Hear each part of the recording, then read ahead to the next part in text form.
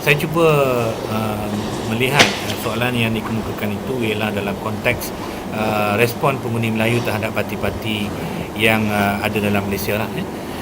Kita perlu tahu bahawa selepas PRU 14 yang lalu, mandat telah diberikan kepada Pakatan Harapan untuk menjadi kerajaan, dan sebenarnya itu juga disumbangkan besar juga segmen daripada orang Melayu juga bersetuju untuk mengambil langkah menukar rejim yang selama ini berkuasa di Malaysia, iaitu UMNO dan juga Barisan Nasional.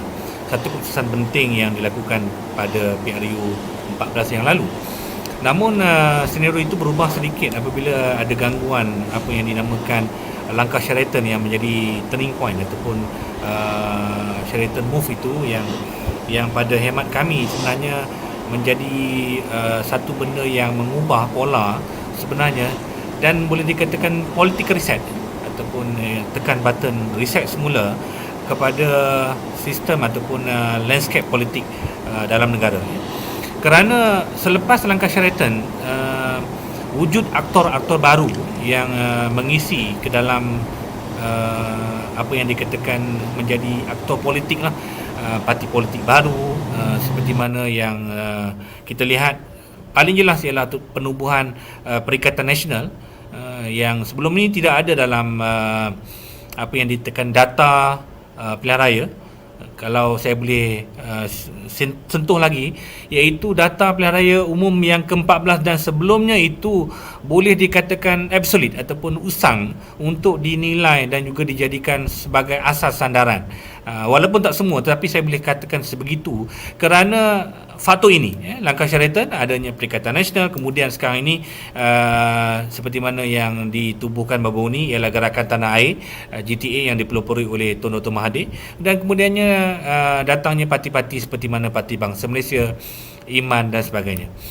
Baik, persoalan tadi, dilema orang Melayu adakah merujuk kepada falsafah penubuhan parti yang pelbagai kaum, ya, seperti mana keadilan, termasuk Parti Amanah sebenarnya kalau dilihat kepada perlembagaan itu tidaklah menjurus secara total merujuk kepada Parti Melayu Islam semata-mata, tetapi membuka ruang kepada kaum yang lain untuk terlibat sama. Tetapi parti-parti yang multiracial, yang jelaslah multiracial, Parti Keadilan, kemudian Parti Bangsa Malaysia yang baru ini malahan dia akan berlaku kontradik ataupun ironi dengan parti yang memang mengangkat tema memperjuangkan Melayu dan Islam. PAS, UMNO, termasuk yang baru-baru ni Gerakan Tanah Air. Jadi ini soalan Haifah tadi, bagaimana penilaian pengundi Melayu melihat kepada senario ini. Saya ingin mengembalikan kepada apa yang dipraktikkan di dalam sistem first past the post yang dirangka dalam sistem demokrasi kita, yang mana pola pengundian itu merujuk kepada pecahan yang wujud di dalam kawasan parlimen ataupun DUN berkenaan. Walaupun kita mengatakan bahawa Malaysia ini perlu berubah kepada majmuk, multi etnik dan sebagainya, tetapi sistem pilihan raya kita ini disusun dengan daftar pemilihnya itu kita boleh pecahkan mengikut kelompok mana yang mendominasi di dalam kawasan berkenaan. Jadi kalau di peringkat kami, di peringkat Ilham Center ini, dalam menganalisa kawasan-kawasan parlimen pilihan raya, kami membahagikan kepada 3 kategori berdasarkan kepada majoriti Melayu. Kalau kita nak merujuk kepada segmen Melayu lah, segmen Melayu ini kami bagikan kepada 3 kumpulan utama. Pertama sekali ialah yang berada dalam kumpulan 70% undi Melayu dan ke atas. Maksudnya kalaulah dalam kawasan parlimen itu ada 70% pengundi Melayu dan ke atas sehingga 99% undi Melayu ini, kami boleh kategorikan itu adalah kumpulan pertama. Kumpulan pertama yang berada dalam kategori ini iaitu majoriti Melayu, ataupun dalam bahasa yang selalu digunakan ialah jalur Melayu ataupun teras Melayu ataupun Malay Belt Area, lingkaran Melayu. Yang ni yang dikatakan bagi Ilham kami letakkan dalam kumpulan pertama, iaitu 70% dan ke atas terdapat 71 kursi parlimen. 71 kursi parlimen. Yang mana daripada 71 kursi parlimen ini, kalau kita pecahkan kepada parti dalam PRU 14 yang lalu yang memenangi segmen ini, UMNO mendapat nombor 1 dengan 39 kursi parlimen, PAS mendapat 18 dan Pakatan Harapan mendapat 14 kursi parlimen dalam segmen majoriti Melayu pada 70% dan ke atas. Kawasan ini seperti mana daripada Setiu, Hulu Terengganu, Kuala Nerus, Bacok 99% itu, sampailah kepada Kuala Kangsar, Kapar, Tangga Batu. Ini dalam kelompok 70%. Baik, segmen yang kedua ialah 50% hingga 70% ataupun 69%, iaitu kelompok yang berada dalam segmen ini terdapat 46 kursi parlimen.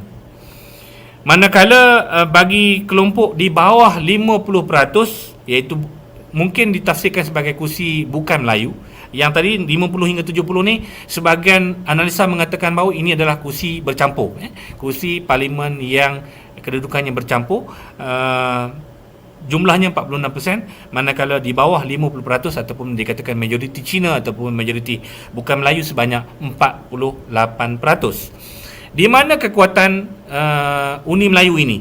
Uni Melayu dikuasai oleh Parti Melayu di kawasan yang tadi, kelompok pertama, iaitu 70% dan ke atas. Kalau kita lihat, BN dan juga PAS mendapat 39 campur 18. Itu adalah parti yang enjoy di dalam meraih segmen pengundi ini. Manakala bagi bercampur ini, Pakatan Harapan sebenarnya mendapat laba ataupun keuntungan besar, iaitu mereka mendapat 38 kursi daripada 46 kursi, manakala UMNO hanya mendapat 8 kursi saja daripada segmen ini, PAS kosong. Dan bagi kursi yang bukan Melayu juga menjadi kekuatan kepada Pakatan Harapan pada PRU yang lalu dengan mendapat 46 kursi daripada 48 kursi pada segmen kursi bukan Melayu, manakala BN hanya mendapat 2 kursi. Jadi kalau di sini pada sidang penonton kita boleh nampak bahawa sebenarnya dalam susunan yang disusun oleh Suruhanjaya Pilihan Raya dengan demografi dan juga kedudukan peratusan pengundi Melayu dan bukan Melayu, ternyata pada segmen Melayu ini menjadi rebutan di antara 3 segmen. Dan kalau saya boleh katakan dalam menjelang PRU ke-15 ini, perebutan itu akan berlaku pada segmen ini di antara Barisan Nasional, Perikatan Nasional dan juga Pakatan Harapan. Dan berebut 71 kursi parlimen yang berada dalam kelompok yang dikatakan majoriti Melayu 70% dan ke atas. Jadi manakala kursi yang bercampur dan juga bukan Melayu ini, bagi saya setakat ini polanya ancaman kepada Pakatan Harapan ialah pada segmen bercampur, kerana mengikut trend yang berlaku dalam PRN Johor dan juga Melaka, Pakatan Harapan terjejas teruk kerana berlaku hakisan sokongan pengundi Melayu yang diperoleh dalam PRU 14 itu teralir kepada Perikatan Nasional. Maksudnya PN mencuri undi yang dahulunya peratusan signifikan yang diperoleh oleh Pakatan Harapan yang menyumbang kepada 38 kursi pada segmen bercampur ini, menjadi bagi saya perlu diperhalusi oleh strategis Pakatan Harapan bagaimana untuk menampung ataupun mengekang daripada hakisan terjatuhnya kursi yang mereka sedang kuasai sekarang. Jadi sidang penonton dan juga Haifa dan juga Datuk Seri Mujahid pada malam ini, apa yang saya dapat sentuh pada soalan pertama tadi, bagi saya dalam menjelang PRU ke-15 nanti banyak angkubah-angkubah ataupun indikator-indikator baru yang sebenarnya menjadi penilaian pengundi, kerana dalam kajian sebenarnya kita tanya kepada pengundi apa faktor mereka mengundi ataupun mereka pergi mengundi. Bagi pola ataupun respon pengundi ini, mereka akan menjawab 3 saja. Mereka mengundi kerana parti, mereka mengundi kerana calon, dan mereka mengundi kerana isu-isu yang dibangkitkan. Jadi di kalangan kawasan-kawasan pilihan raya ini, dia memberikan refleksi yang berbeza. Jadi kalau kawasan majoriti Melayu ini, sebagai contoh, kalau kita lihat dalam dapatan kajian mendapati bahawa segmen-segmen tertentu ini berbeza. Sebagai contoh, bagi kawasan yang majoriti Melayu yang berada di utara dan juga pantai timur, mereka meletakkan mereka mengundi kerana parti ataupun identifikasi parti itu melebihi daripada mereka memilih kerana isu dan juga calon. Tetapi bagi segmen yang berada di pantai barat, kalau kita ambil daripada Perak sampailah ke Johor, ini meletakkan isu semasa dan juga calon menjadi prioriti utama pertimbangan pengundi Melayu untuk mereka menilai. Maksudnya bukan semata-mata kerana parti, tetapi faktor calon dan juga isu semasa itu sangat memberikan kelebihan kepada mereka yang meletakkan calon yang tepat dan juga menimbulkan isu-isu yang membangkitkan kesedaran rakyat. Jadi sebenarnya bagi mereka yang berada dalam kawasan 71 kursi yang majoriti Melayu ini bertahan di kawasan pantai timur dan juga utara sahaja, dan manakala kalau ikut range umur dalam kajian mendapati bahawa makin muda, kalau ikutnya kajian kami 40 tahun ke bawah, mereka meletakkan faktor isu semasa dan juga calon itu sangat tinggi, melebihi daripada 60% penilaian mereka.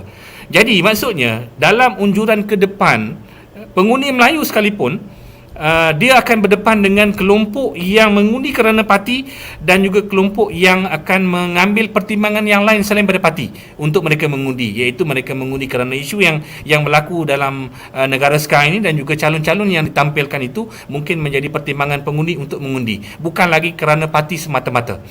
Yang menarik lagi sebenarnya dalam kajian kami mendapati bahawa sebenarnya dalam pola pengundian dalam satu penggal 5 tahun lah, 5 tahun parlimen itu, penggal pentadbiran itu, kematian pada segmen saluran satu lah yang dikatakan pengundi yang umur 50 tahun ke atas.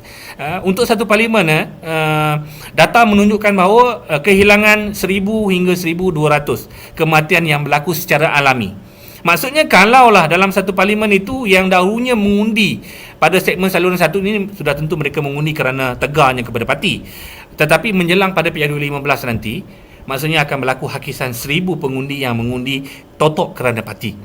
Jadi 1000 ini digantikan dengan segmen pengundi 18 dan pengundi automatik yang dimasukkan ini, dan pola mereka tidak sama lagi dengan generasi yang meninggal dunia itu, ataupun boleh dikatakan saluran satu tadi meninggal dunia. Jadi ini sangat memberikan dinamika dan juga kerencaman dalam membaca unjuran pola pengundian dan trend pengundian segmen Melayu menjelang PRU ke-15 nanti.